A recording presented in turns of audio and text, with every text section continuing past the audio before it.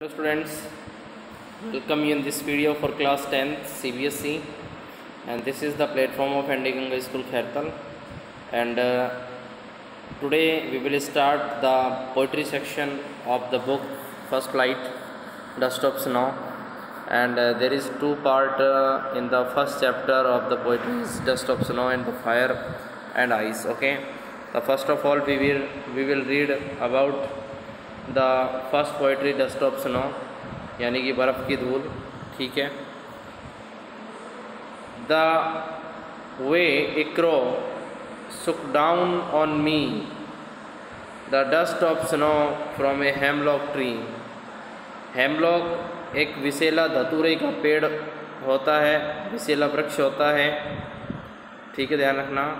Has given my heart a change of mood and saved some part of a day I had dude. देखिए यहाँ पे कि इस poetry को लिखने वाले कौन हैं? रॉबर्ट फ्रॉस्ट हैं.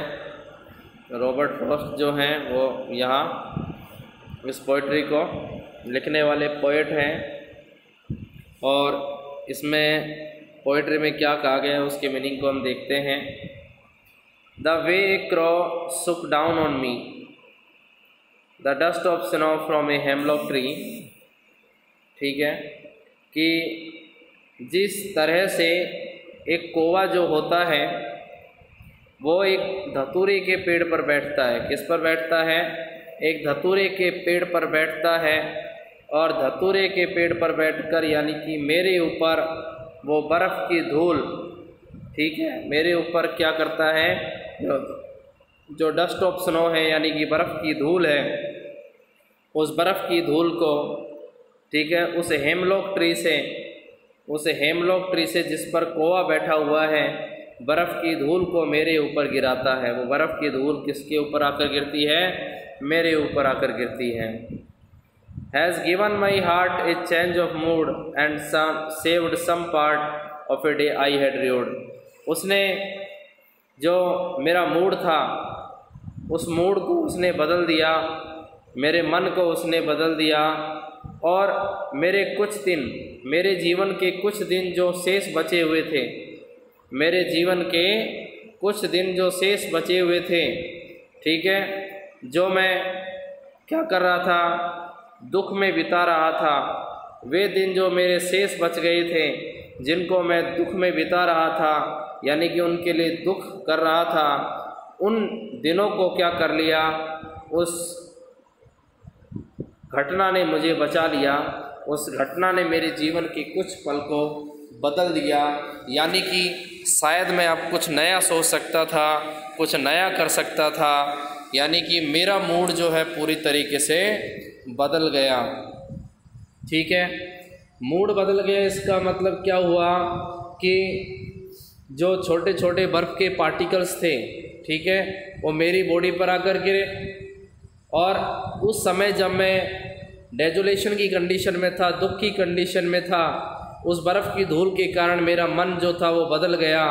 ठीक है, कब बदला? जब बर्फ़ की धूल मेरे ऊपर आकर गिरी, और मेरी मन की दशा क्या हो गई?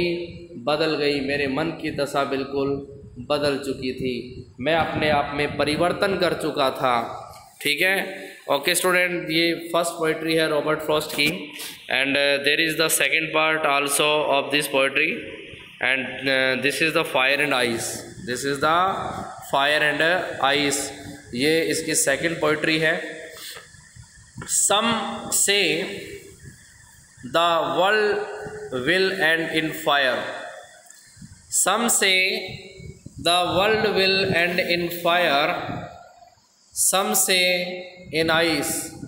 सम से इन आइस. और कुछ कहते हैं कि मेरा, यानी कि इसमें फायर एंड आइस का मतलब क्या हुआ? आग और बर्फ़. ठीक है, तो some say the world will end in fire, some say in ice.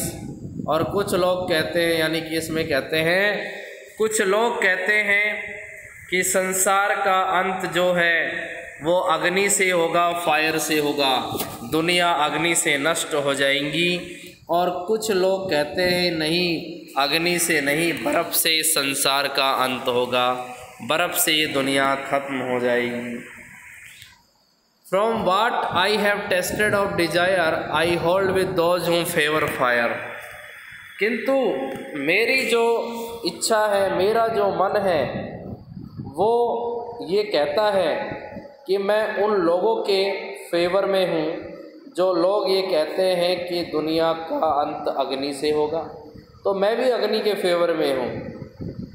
But if it had to perish twice I think I know enough of it to say that for destruction ice is also great and would suffice.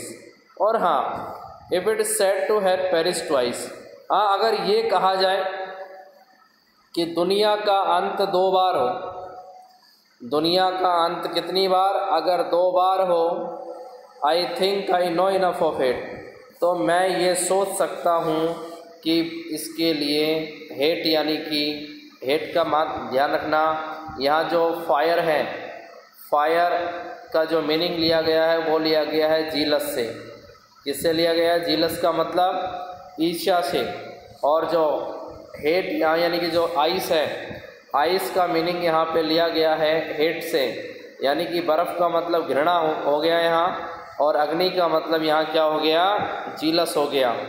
तो अगर मैं ये कहूँ कि दुनिया का अंत 2 बार होगा, तो दुनिया के अंत के लिए हेट यानी कि बर्फ़ यानी कि घृणा भी काफ़ी होती है। To say that for destruction ice is also great, ये कहना कि विनाश, जो नुकसान होगा वो बर्फ़ से होगा, ठीक है, एंड वुड सफिस, और शायद ये कहना क्या होगा?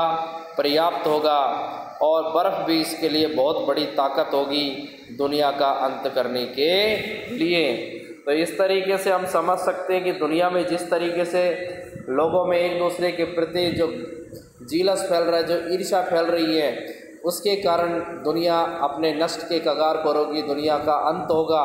और धीरे धीरे जिस तरीके से हमारे बीच में जो घृणा का वातावरण बनता जा रहा है, तो घृणा के वातावरण से भी दुनिया क्या हो जाएगी? नष्ट हो जाएगी। दुनिया में प्रेम नहीं रहेगा, दुनिया अपने अंत के कगार पर आ जाएगी।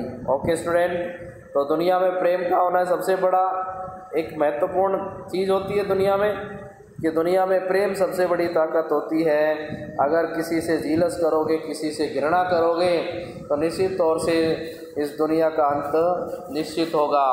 यानी कि दुनिया में जिस समय प्रेम ख़त्म हो जाएगा और घृणा और जो जीलस है वो ज़्यादा बढ़ती जाएगी, तो समझ जाना कि दुनिया अपने अंत के कगार पर आ गई है। Okay student, so thanks, and you are to do all the questions of the poems Dust of Snow and the second poetry Fire and Ice, and these poetries are written by the poet Robert Frost. Okay students, Robert Frost के द्वारा दोनों poetry लिखी गई है। Dust of snow ये भी Robert Frost की poetry है, ठीक है स्टूडेंट, और फायर एंड आइस ये भी किसकी पोइट्री है? फायर एंड आइस ये भी रॉबर्ट फ्रॉस्ट की पोइट्री है, ठीक है। और आपको इसका मीनिंग पता लग ही गया होगा कि इसमें जो पोइट है वो क्या कहना चाहता है, क्या मीनिंग निकालना चाहता है। Okay students, so I will teach the next videos of the poetry, okay, and you are to wait for this, okay, and you are to revise all the both of poetries.